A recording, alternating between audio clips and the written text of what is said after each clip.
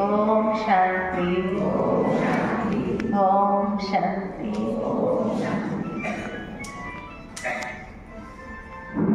Bhopal zone की unity, जहाँ जहाँ मैं गई वहाँ सभी वरिष्ठ बहनें, साथी बहनें, छोटी बहनें सब पहुँच जाती है। देख करके मन बड़ा प्रसन्न हो जाता है कि बाबा के घर में जिस तरह से हमारी सभी बहनें आकर के जैसे साथ का अनुभव कराती है।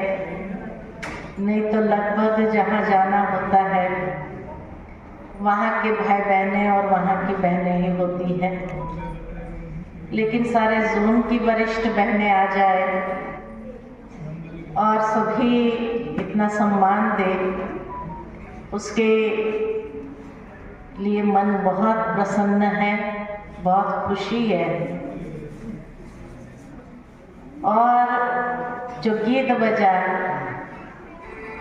तो अयोध्या में लेके गया मन को, क्योंकि अभी अभी ही अयोध्या के प्राण प्रतिष्ठा में जाना हुआ और वहाँ से ही पहला कार्यक्रम यही रहा है। वहाँ से आए, बाबा मिलन किया, बाबा को शुक्रिया किया और फिर सीधा ग्वालियर ही आना हुआ।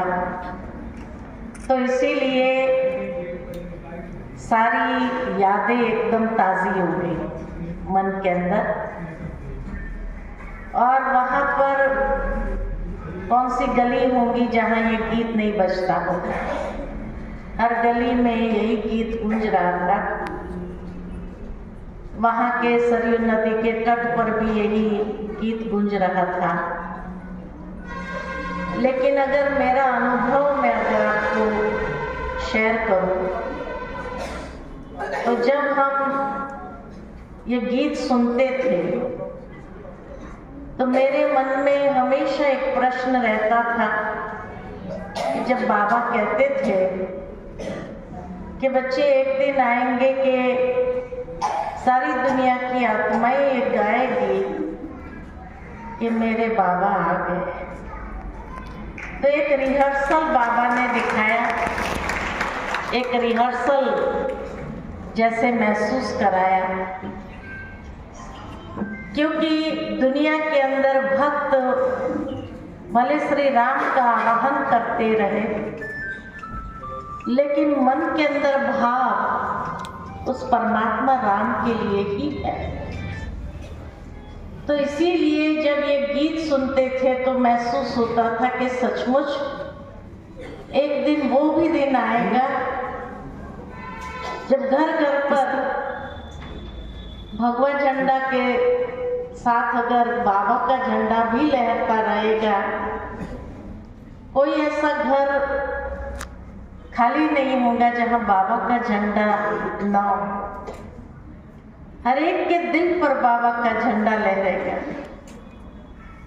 जब प्राण प्रतिष्ठा के समय भी बाबा ने विशेष कितनी अच्छी सुंदर जगह दी थी बैठने की, मुख्य द्वार के सामने ही, और जहाँ सारे धर्माचार्य बैठे थे।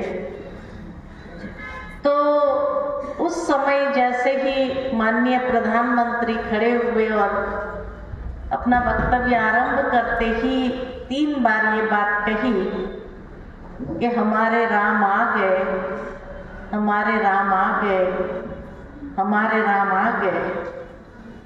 तो मन में यही फीलिंग आ रही थी कि एक दिन ऐसे ही बहुत बड़ी मंच से यही कहेंगे, हमारा बाबा आ गया, हमारा बाबा आ गया, हमारा बाबा आ गया। और जिस तरह कहते हैं कि भाई बाबा कई बार मुरली में ये बात कहते हैं कि बच्चे अभी तो रजों तक भी नहीं पहुंचे हो, तो ऐसा महसूस महसूस हुआ कि अभी सेमी सतो तक तो सभी पहुंच गए, है ना, त्रेता युग तक तो सभी पहुंच गए। और उसके बाद जैसे कृष्ण मंदिर बनेगा तो सतो तक पहुंच जाएंगे। और उसके बाद जैसे ही शिव बाबा का मंदिर बनेगा तो जय जय भोलानाथ भी होना ही है। और उस समय हर एक यही कहने वाला है कि हमारे बाबा आ गए, भोले बाबा आ गए, भोले बाबा आ गए। तो ये हर एक के दिल से ये गायन निकलेगा, गूंज उठेगी।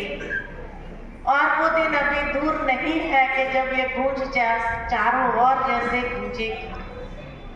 मुझे उस समय ये शब्द सुनते, भले मैं वो शब्द सुन रही थी लेकिन मेरे मन के अंदर कुछ और शब्द गूंज रहे थे।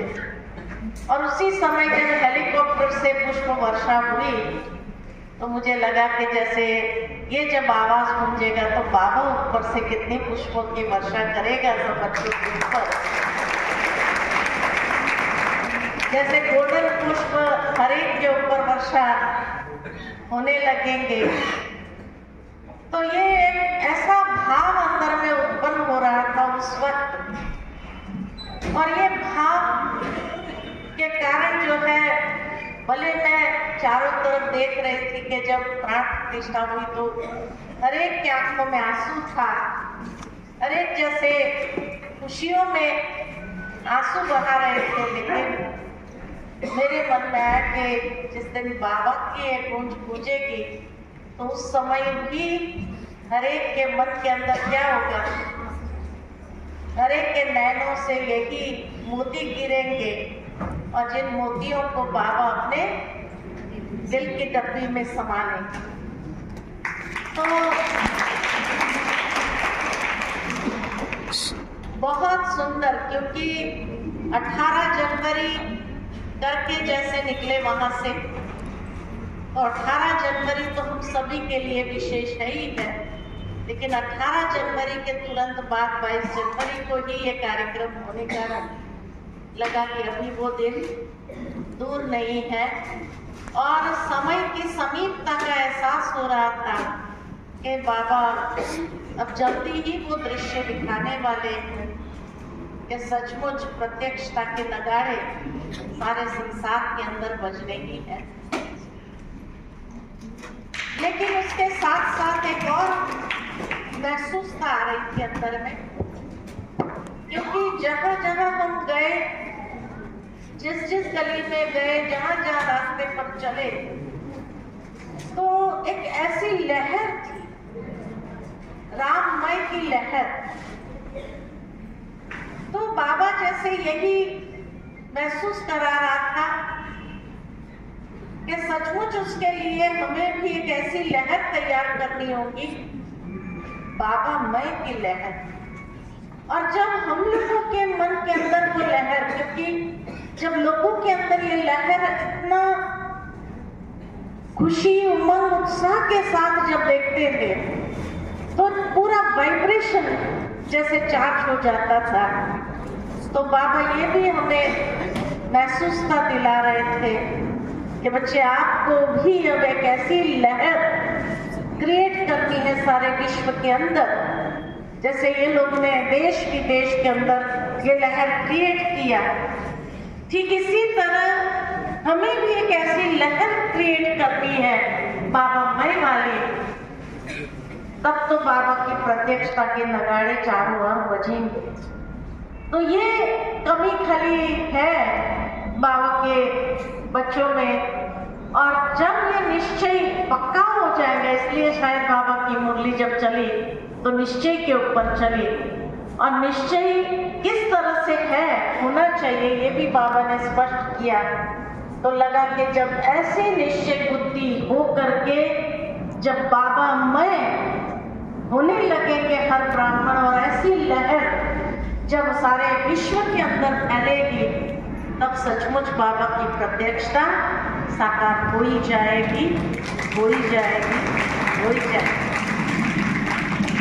वहाँ पर जब गए तो नेचुरल है, प्रेस वाले तो थे ही थे, तो प्रेस वाले ने, एक भाई ने इंटरव्यू लेते हुए प्रश्न पूछा कि श्री राम को आप भगवान मानते हो, देव मानते हो या मानव मानते हो, है ना?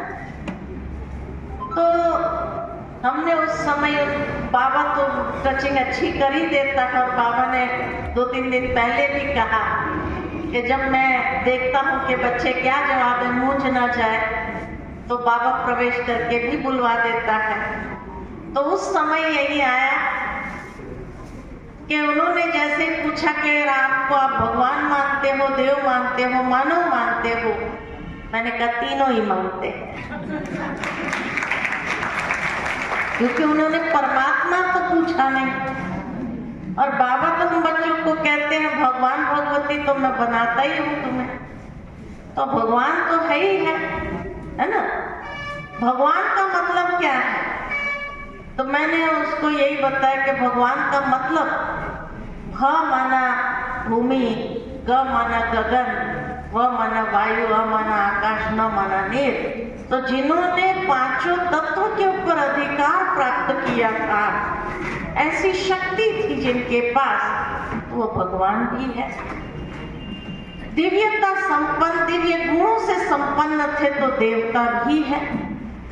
और क्योंकि उन्होंने साधारण मनुष्य रूप में जन्म लेकर के आज के मनुष्य को सिखाया कि जीवन कैसे सकारात्मक विचारधारा के साथ जीना चाहिए, तो मानव भी हो गए। तो तीनों ही है। उसके बाद उन्होंने दूसरा प्रश्न पूछा कि हमने सुना ब्रह्मा कुमारियां सनातन धर्म को नहीं मानती है। मैं कहा नहीं मानती है, ये बैच देखो। मैंने कहा ये बैच के ऊपर किसका चित्र है? लक्ष्मी नारायण राधे कृष्ण। तो राधे कृष्ण लक्ष्मी नारायण कौन थे? सनातन थे ना। तो हम तो और ही उसको अपने दिल में लगा करके घूम रहे हैं, और हमारा लक्ष्य यही है कि हम सनातन धर्म की पुनः स्थापना में भगवान के मददगार बने, और यही लक्ष्य के साथ हम कार्य कर रहे हैं। हरेक के अंदर, हरेक के दिलों में ये झंडा लहराने का काम। तो कौन कहता है सनातन? किसने आपको ये गलत इंफॉर्मेशन दे दी? तो बेचारा मूर्ख गया। फिर तीसरा प्रश्न कहा कि हमने सुना ब्रह्मा कुमारियां अविवाहित रहती है। मैंने कहा किसने कहा? हम तो सब शादीशुदा है। लोग पति को परमेश्वर मानते, हमने परमेश्वर को पति माना। कौन कहा कि हम बेचारा आगे प्रश्न क्या पूछे उसको समझ में नहीं आ रहा था, क्योंकि बाबा तो जैसे कहता है ना कि हर एक बात के लिए बाबा जैसे हाजिर हो जाता है और जिह्वा पर खड़ा हो जाता है, और बाबा जैसे बुलवा देता है। सोचा भी नहीं होता था क्या प्रश्न पूछने वाला है, लेकिन बाबा कैसे बुलवा देता है। तो ये बड़ा अच्छा लगता है। कई ऐसे और भी प्रश्न पूछे तो बाबा जवाब देने के लिए जैसे हाजिर हो जाता है, और बहुत सुंदर अनुभव भी करा देता है। तो 3-4 इन लोगों ने इंटरव्यू भी माना कि श्री राम को आप किस रूप में, उनसे क्या जीवन के लिए प्रेरणा लेते हैं और समाज को क्या संदेश देना चाहते हैं। हमने कहा जिस तरह श्री राम मर्यादा पुरुषोत्तम रहे और मर्यादा पुरुषोत्तम होकर के उन्होंने जीवन बिताया, आज का मानव भी अगर सचमुच मर्यादा पुरुषोत्तम बन जाए और उन मर्यादाओं को जीवन के आचरण में अगर ले आए, तो घर घर में राम लल्ला जरूर आएगा और राम राज्य बनने में कोई देरी नहीं होगी। तो इस तरह बाबा समय पर ऐसे ही बुद्धि का ताला खोलता है और ऐसी बातों को निकलवाता है जो खुद भी कई बार आश्चर्य हो जाता है कि क्या बोल दिया बाबा ने, क्या बुलवा दिया। तो बहुत अच्छा अनुभव रहा और बाबा ने बहुत अच्छा अनुभव कराया। तो आप सबके साथ वो अनुभव शेयर करने का आज ये सुंदर अवसर मिला, उसके लिए थैंक्स तो बहन जी को, जिन्होंने आप सबको भी यहाँ एकत्रित किया, ले आए, जिनके कारण भले वो स्थूल में हम सबके बीच में हाजिर नहीं रह सके, लेकिन सूक्ष्म में तो यही है। और साथ में हमारे सारे भोपाल की वरिष्ठ बहनें, साथी बहनें, छोटी बहनें सब और भाई बहनें भी पहुंच गए हैं। ये देख करके बहुत बहुत खुशी हो रही है, खुशी हो रही है। बहुत बहुत धन्यवाद दीदी जी।